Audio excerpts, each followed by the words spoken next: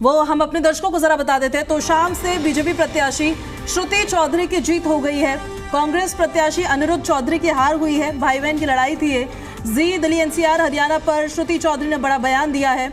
हरियाणा में बीजेपी की सरकार बनेगी, उन्होंने कहा। श्रुति चौधरी ने तो शाम की जनता का धन्यवाद किया।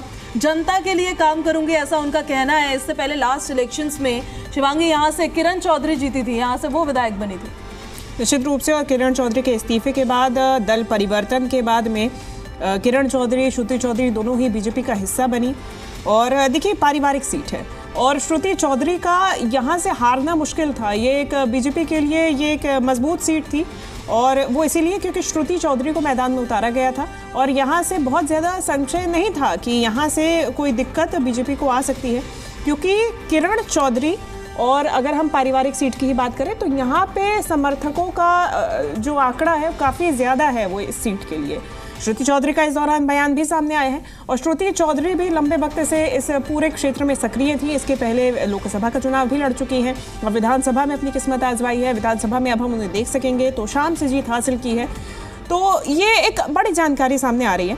और इसके पहले भी अगर हम बात करें तो यहाँ से गढ़ जो है एक तरीके से बीजेपी का ही माना जा रहा था, और एक ये इकलौती सीट थी जो बीजेपी के लिए फंसती हुई नजर आ रही थी, और वो भी इसीलिए क्योंकि किरण चौधरी उस वक्त कांग्रेस में थी।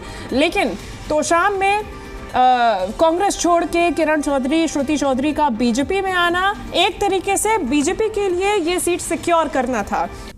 शाम को राजनीति का गढ़ करा था। बंसीलाल परिवार से यहाँ से जीती, बातचीत कर लेते। जी मैम, स्वागत है। जब जीत अध्यक्ष आपने की, क्या बहुत धन्यवाद आपका। ये जीत बहुत ज्यादा, मैं हृदय से धन्यवाद करती हूँ सम्मानित तो शाम के सभी लोगों को, और हर एक जो इस गरीब की जीत है, किसान की जीत है, नौजवान की जीत है, महिला, मजदूर, सबकी जीत है। और सबसे ज्यादा ये कार्यकर्ता की जीत है, जिसने दिन रात एक किया। चौधरी बंसीलाल जी के विचारधारा के साथ जो जुड़े रहे, जो भाजपा के साथ जो जुड़े रहे, उन सब का मैं बहुत धन्यवाद करती हूँ। उनका चुनाव एक बहुत मेहनत से एक एक कार्यकर्ता ने दिन रात एक किया।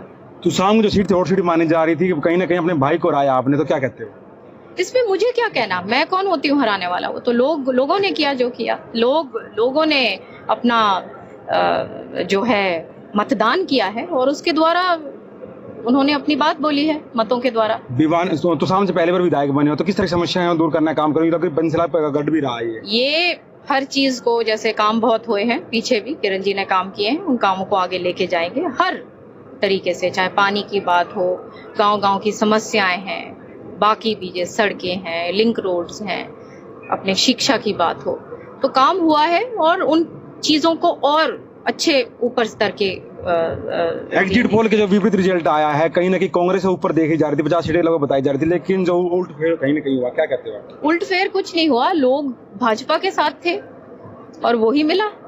ये थी श्रुति चौधरी, जिनका साफ कहना है कि तुसाम से लगातार हमारा परिवार काम करता आया है और आगे भी काम करेगा।